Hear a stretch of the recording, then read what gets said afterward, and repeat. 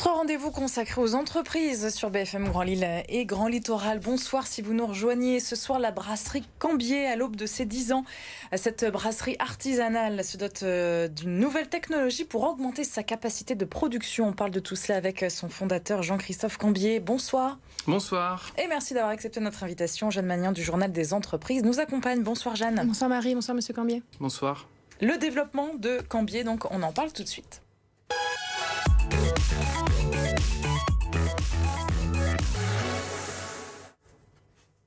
Vous êtes basé à Croix donc depuis bientôt 10 ans maintenant. Vous fêterez votre anniversaire l'année prochaine. Des investissements donc depuis cet été avec des nouvelles cuves pour produire plus. Quels sont les objectifs précisément ?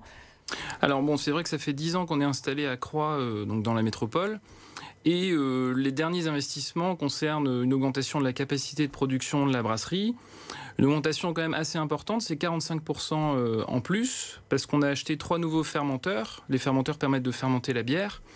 Et ça finalise un peu notre projet sur le site, puisque après, en étant en ville, c'est un peu compliqué de produire plus. Donc ça reste une brasserie urbaine. Parce qu'on a vraiment envie de rester.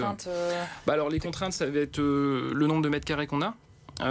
Donc là, on a réussi par diverses opérations, parce qu'on est locataire dans la zone, à prendre deux cellules en plus. Donc on est passé de 400 mètres carrés à 1000 mètres carrés. Augmenter encore cette taille-là, ça va être compliqué. Pour autant, c'est déjà une belle taille pour une entreprise artisanale. Donc après, ça dépend aussi de ce qu'on a envie de faire par rapport à l'entreprise.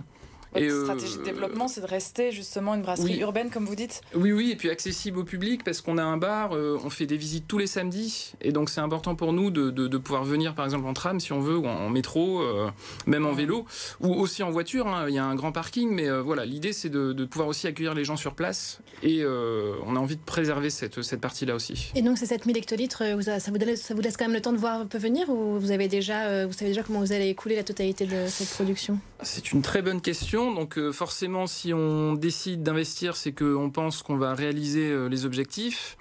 Le principal, c'est qu'il y a quand même cette ouverture de bar avec mon cousin donc à Lille, à Jean-Baptiste Lebas. Et le prévisionnel, en quantité, ça va représenter potentiellement 10% de la production de la brasserie. Donc les cuves qu'on a achetées récemment, elles vont surtout servir à pouvoir approvisionner le bar. Il n'y aura pas que des bières Cambier dans ce bar-là. Il y aura aussi d'autres bières, d'autres brasseries qu'on aime bien. Préciser, vous avez donc la taproom à la brasserie et vous ouvrez donc, on allait y venir, un bar oui, c'est à ça. Jean-Baptiste Lebas à Lille. En fait, il y a deux sujets. Il y a vraiment le bar qui est à la brasserie qui existe depuis le début. Et ensuite, il y a un autre bar qu'on va ouvrir prochainement, donc en février l'année prochaine, en association avec mon cousin qui a déjà un bar sur l'île qui s'appelle la Boulangerie Bar. Et ce bar-là va être plus grand que celui qui est à la brasserie et il va potentiellement faire plus de volume. Donc ça vous a incité à investir ce projet-là ? Oui, alors ça c'est le premier sujet. Et ensuite le deuxième, c'est que même en dehors de ça, malgré tout, on a aussi l'augmentation de vente, de demande. Ouais. Voilà. La demande sur les bières artisanales, elle est assez forte. C'est-à-dire ? En fait, le marché, il est assez dynamique. Aujourd'hui, je pense qu'il y a une augmentation de la part des brasseries artisanales dans le pourcentage de bière qui est vendu en France. Et ce pourcentage-là, il a quand même beaucoup augmenté depuis qu'on a créé, puisque je pense que quand j'ai créé il y a 10 ans, c'était 3% de la bière vendue, c'était de la bière artisanale. Je pense qu'on est à 8% actuellement. Et ce, malgré l'augmentation des prix, parce que c'est des bières qui ont beaucoup augmenté ces dernières années ? Oui, alors récemment, il y a eu 2 chocs. Il y a eu le premier, c'était le Covid. Donc ça, forcément, ça a potentiellement freiné pas mal de développement de petites brasseries. Et ensuite, le deuxième choc, ça a été l'augmentation du prix des matières premières. Donc oui, voilà, il faut savoir qu'une bouteille, avant la crise, on l'achetait à peu près 30 centimes. Et maintenant, c'est 15 centimes de plus. Donc il faut imaginer l'augmentation. Donc ça nous a fragilisé un petit peu. Mais pas au-delà, pas jusqu'à se dire qu'on ne va pas réinvestir. Donc on est quand même assez solide. Ça représente combien de ça se compte en plusieurs centaines de milliers d'euros, ces nouvelles cuves pour vous Oui, alors l'investissement, c'est à peu près 120 000 euros pour les cuves. Mais derrière, ça va nous permettre quand même de générer un chiffre d'affaires de 45% de plus. Ouais. Donc, rajouter des cuves sur un outil existant de brassage, c'est intéressant. Ça ne veut pas dire qu'on va changer tout l'outil de brassage. Donc là, c'est un peu technique. Mais l'outil de brassage, on l'a changé il y a 2 ou 3 ans. Et cet outil-là, on va encore l'avoir pendant, je dirais, 10-15 ans, et on peut tout à fait optimiser la quantité produite en rajoutant quelques fermenteurs. Et vous évoquez le prix des bouteilles en verre, mais justement, vous développez aussi sur la canette. Ça, comme pas mal de vos confrères. Alors ça, la canette, c'est vrai que c'est nouveau. Ça fait à peu près 2 ans qu'on s'y est mis. Je pense que c'est un des formats qui a beaucoup d'avenir en France, et pas seulement, je dirais, à l'international.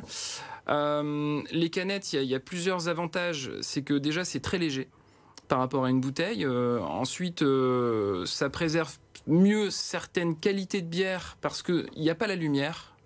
Mais bon, je dirais que le principal quand même, c'est le fait que c'est un contenant qui est moderne, qui permet de bien mettre en avant des étiquettes et qui a rencontré son public, notamment chez les geeks de la bière, les beer geeks. Et c'est un format qui est très plébiscité dans certains établissements. Et ça vous a permis de vous ouvrir, entre guillemets, à l'international, en tout cas au-delà des frontières de Haute-France? Parce que c'est vrai qu'on ne vendait pas du tout de bouteilles en dehors de la France. Et ce qui nous a ouvert le marché à l'export, c'est les cannes en alu, par exemple, donc pour les Pays-Bas. Et on a vendu aussi en Suisse, comme ça, avec un autre client. Finalement, ça permet d'ouvrir et de se positionner à l'export. C'est plutôt intéressant aussi dans votre développement.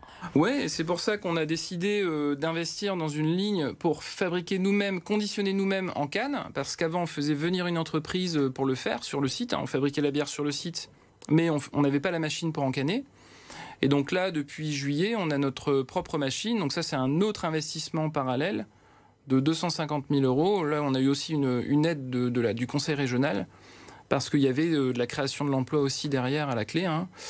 Et nous, on pense qu'à moyen-long terme, l'année dernière, c'était 5% de notre production. Cette année, on est à 10%, mais nous, on pense qu'on peut atteindre les 15-20%, même plus, de notre production dans ce format-là. Et c'est distribué où, ces cannes? Parce qu'en grande distribution, on voit plutôt les bouteilles. Oui. Alors, les cavistes, nous, on travaille beaucoup avec des cavistes spécialisés, qui sont assez friands d'IPA. Les IPA, c'est plutôt le style de bière qui est assez à la mode.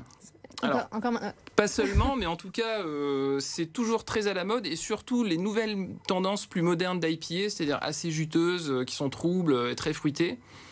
Et moi, j'ai eu des cavistes, par exemple à Paris, qui m'ont dit la bière elle est super bonne, mais elle est en bouteille, donc on va pas te la prendre. Parce que maintenant, on n'en vend plus qu'en canne en alu. Donc la demande, elle est là aussi, parce que les clients plébiscitent beaucoup plus les cannes que les bouteilles sur certains types de bières.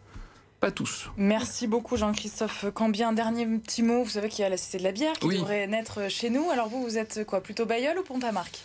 C'est une bonne question. Alors, il y avait la MEL s'est pas finalement intéressé, je dirais, à postuler, mais moi, je suis pour la Cité de la bière. J'ai pas vraiment de parti pris. Tant que c'est dans les Hauts-de-France, je trouve ça très bien. Et pour le coup, c'est dans le Nord. Merci d'avoir été avec nous. Demain, évidemment, on se retrouve. Merci beaucoup, Jeanne. À la semaine prochaine pour votre magazine J'aime mes jeux. Nous recevrons Est-ce que ça fonctionne? Oui, nous recevrons Loïc Léonard, qui est kayakiste. On aura le plaisir d'échanger avec lui à moins d'1 an des JO.